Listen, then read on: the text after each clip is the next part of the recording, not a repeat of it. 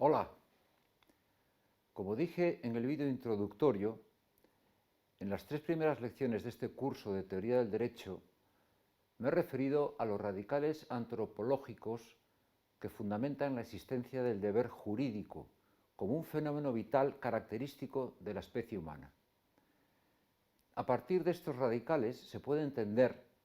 sin reduccionismos legalistas o sociológicos, su específica naturaleza como categoría ética, es decir, como una iniciativa que arranca de la libertad de quienes cumplen la ley, en cuanto conducente a una felicidad que se enmarca dentro de un bien que es común. Y ello a pesar de que su incumplimiento vaya acompañado de una sanción. Sobre esta cuestión voy a tratar a continuación, refiriéndome a la justificación del castigo. Una posición distinta sostienen quienes circulan por la amplia y concurrida avenida del positivismo jurídico, que desde distintos planteamientos reduce el derecho a una medida de seguridad y de control social que tiene por objeto la realización y mantenimiento de una convivencia sin roces, neutral frente a la moral y, en cuanto tal, objeto de una ciencia autónoma.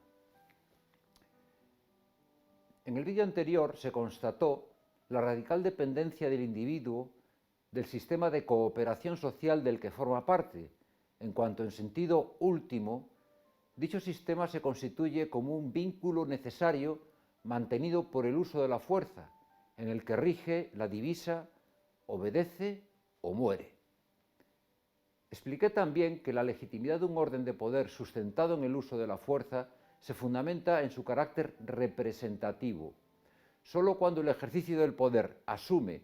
la tarea no de atar, sino de desatar las fuerzas soberanas en toda la comunidad, asegurando la participación,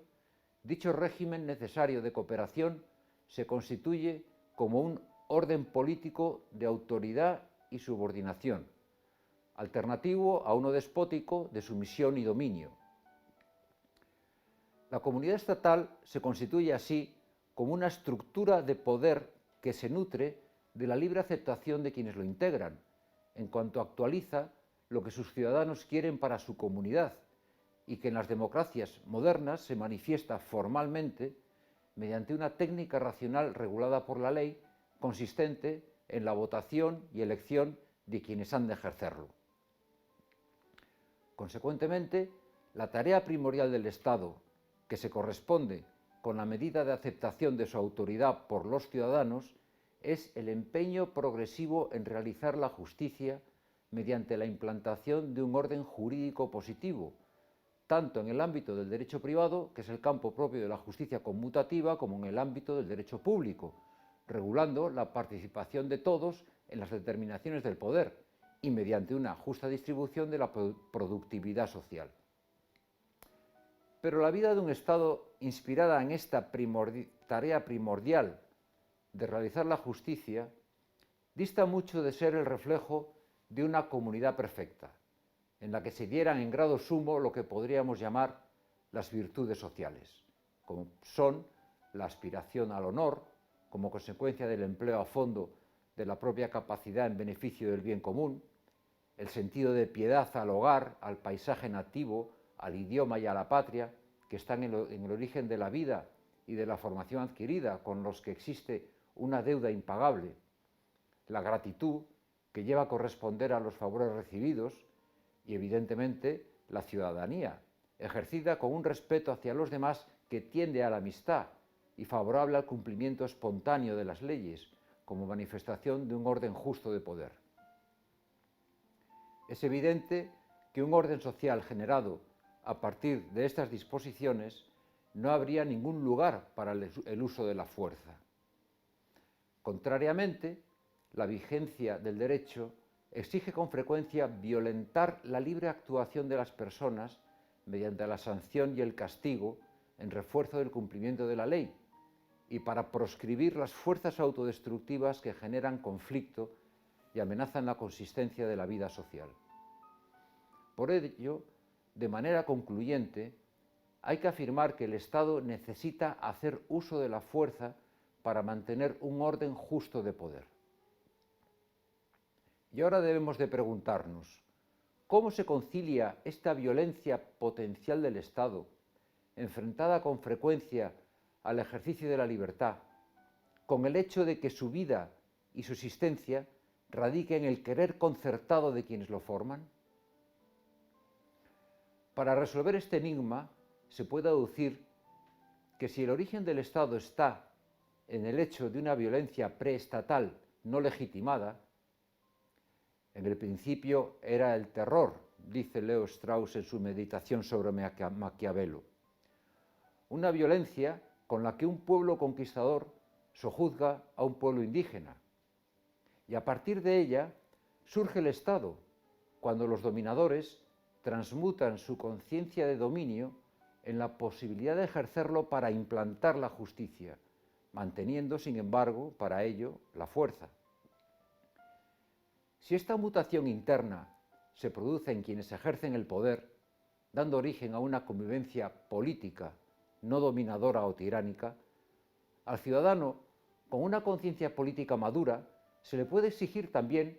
la complicada operación interna de consentir que si no cumple espontáneamente las prescripciones de la ley, su libertad sea violentada mediante la imposición de una sanción, convencido de que el poder estatal no puede renunciar a su potencial coactividad para resolver con eficacia la elevada tarea de realizar la justicia, garantizando con ello la libertad de todos. La complicación de dicha operación interna de la voluntad puede ejemplificarse con quien manifiesta su alegría y su satisfacción al recibir el aviso de la Dirección General de Tráfico de su obligación de pagar una multa por la infracción que cometió. Y en relación con la transmutación en la conciencia de los dominadores, te leo lo que dice Cicerón sobre la República.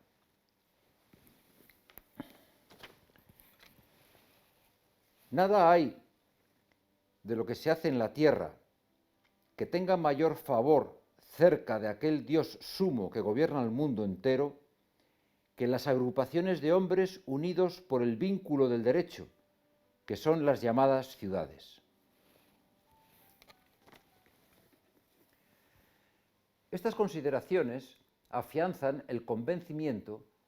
de que la vida del Estado se nutre de la disposición, tanto de quienes mandan como de quienes obedecen, de vivir en él, configurándolo según la ley de la lealtad, que es una actitud moral,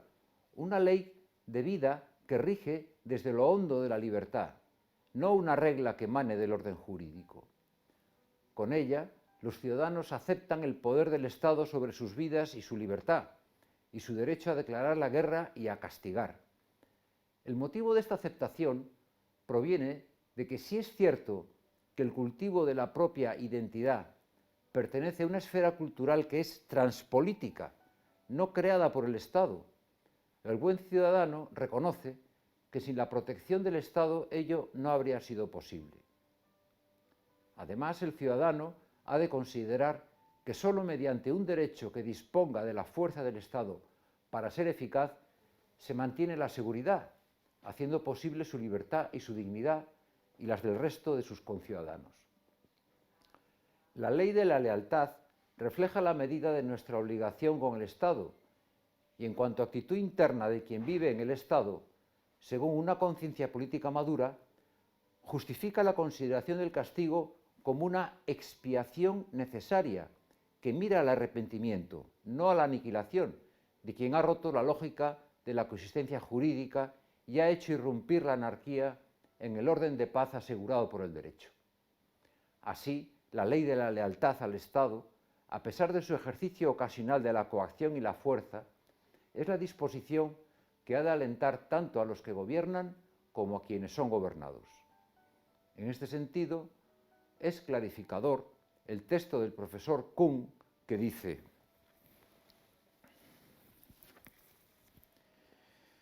la especie de santidad que atribuimos al Estado está inseparablemente unida a su impiedad, que nada puede borrar. El Estado es de modo diverso en cada circunstancia portador de salvación y al mismo tiempo mal necesario. Al poner en pie y defender un orden jurídico, no puede menos que cometer una y otra vez injusticias. Esa injusticia puede volverse contra el ciudadano y someterle a la prueba socrática de la lealtad. El así probado ha de reconciliar el deber de defenderse de la injusticia con el deber de la paciente obediencia. Solo cuando se ha superado el límite de esa reconciliación entra al juego el derecho de resistencia y la alta traición puede convertirse en un mérito.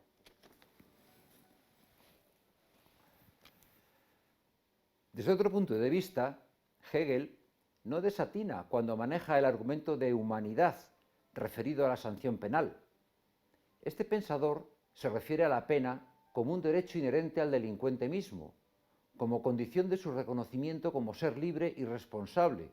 al que pueden ser imputadas las propias acciones. No tiene sentido castigar a quien no ha tenido nunca la intención real de violar la lógica de la coexistencia, pues al no haberla negado no necesita arrepentirse ni ser reintroducido, volviendo a ocupar un lugar en la convivencia social, aunque en principio este lugar sea el del cumplimiento de la condena. Cada sociedad asume un modo particular de racionar frente a las conductas antisociales de sus miembros. Las sanciones llegan a abarcar desde la muerte, la lapidación, la mutilación, la exposición pública, los trabajos forzados, la expatriación, entre otras, hasta llegar en su fase moderna a la muerte civil mediante la segregación,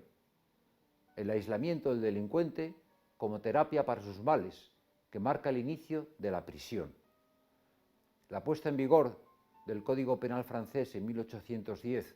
y de su complemento procesal, el Code d'instruction criminelle, señalan el comienzo del moderno derecho penal. La exposición de motivos de la Ley Orgánica General Penitenciaria del 26 de septiembre reconoce que la pena y la existencia de establecimientos penitenciarios es un mal necesario. El sufrimiento que genera la cárcel, como cualquier otro dolor, es una quiebra de la persona en cuanto afecta al despliegue activo de su intimidad. Cuando es vulnerado y debilitado, el ser humano no logra descifrar su identidad, debido a que su actividad y la inserción en la comunidad en la que vive queda en suspenso. Cuando está en prisión,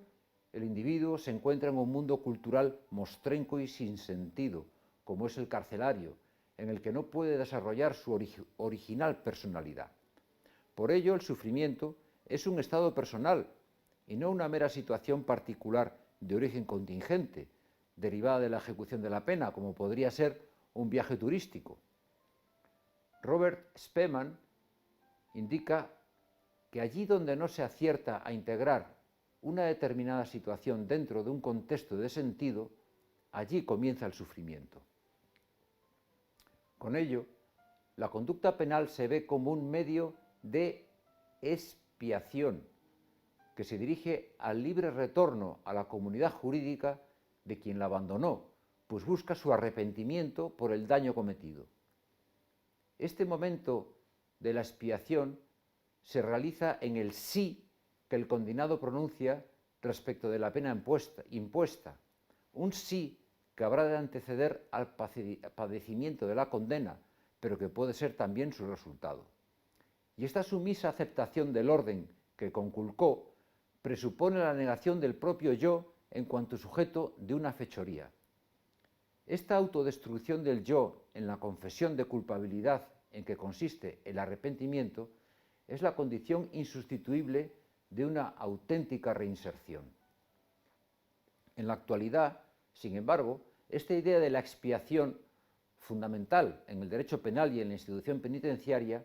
parece incomprensible, pues el mundo de hoy es insensible no tanto a la necesidad de la pena, que de modo inexorable ha de seguir a la comisión del delito, sino al sentido expiatorio de la pena, pues las imágenes y palabras del mundo jurídico, culpa, pena, expiación, arrepentimiento, han perdido su fuerza en nuestro modo de sentir. La mentalidad radicada en la creencia de un orden trascendente de justicia que les daba sentido parece haberse derrumbado, y la consumación espiritual que implica la repulsa del yo como autor del delito, que es propia del arrepentimiento, ya no se entiende. Se considera una ficción o se tiene por anticuada. Sin embargo, aunque las penas ya no vengan del cielo, a los malos por castigo y a los buenos por mejora, como dice Cervantes en El Persiles, sigue siendo imprescindible castigar a quien ha infringido la ley, y es preciso dar con argumentos capaces de justificar lo que parece incomprensible. Así la pena se justifica como un medio de disuasión por la ejemplaridad que supone, y por este motivo se aplica en beneficio de una comunidad que reclama seguridad. Considerado en sí mismo, el argumento no solo es convincente, sino irritante, ya que el criminal es tratado como un objeto penal que sirve de instrumento para un fin ajeno. Su persona queda rebajada a ser el signo de una amenaza para otros potenciales delincuentes. La institución de la pena, entendida como un medio de disuasión, es la respuesta a un mal con otro mal, y más que una corrección, parece un contagio que se alimenta de la crueldad. Una segunda argumentación incide en la idea de retribución, considerando la pena como el cauce de la vindicatio, de la venganza, como poderosa tendencia en la psicología humana.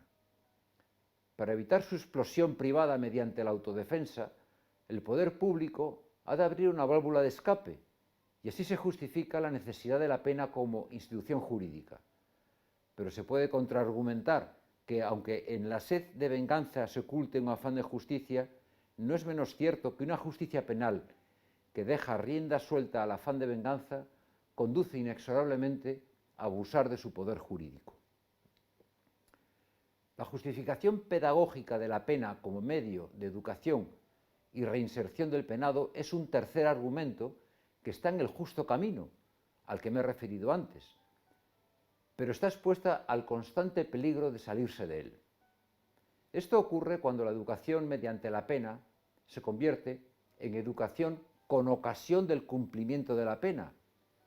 Con esta conversión se presupone que quien ha sido deformado por la sociedad ha de ser enderezado mediante el cumplimiento de una pena entendida como una técnica de adaptación de quien ha obrado fuera de la normalidad. De esta forma, el sentido de la pena se desprende del núcleo de la persona y de su función como mediación para un posible arrepentimiento, y se convierte en un ensayo de troquelado de conductas rebajadas desde una perspectiva científica a meros comportamientos despojados de intencionalidad, a la vez que pone en cuestión la culpa por el delito cometido.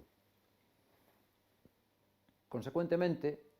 el mero análisis empírico de la conducta es insuficiente para ver que frente a la negación del orden jurídico destruido en la persona del ofendido, el ejercicio institucionalizado de la violencia tiene el sentido de restablecerlo en el plano no objetivable de la libertad del agresor, que es el ámbito propio en el que cabe recuperar la concordia que ha de alimentar la vida del Estado. En este plano trascendente, en el que se mueve la tensión castigo versus libertad en orden a la eficacia del derecho, es en el que encuentra sentido también el perdón, que ha de entenderse en el contexto de una relación personal de amistad entre seres libres como un indulto con intención correctiva.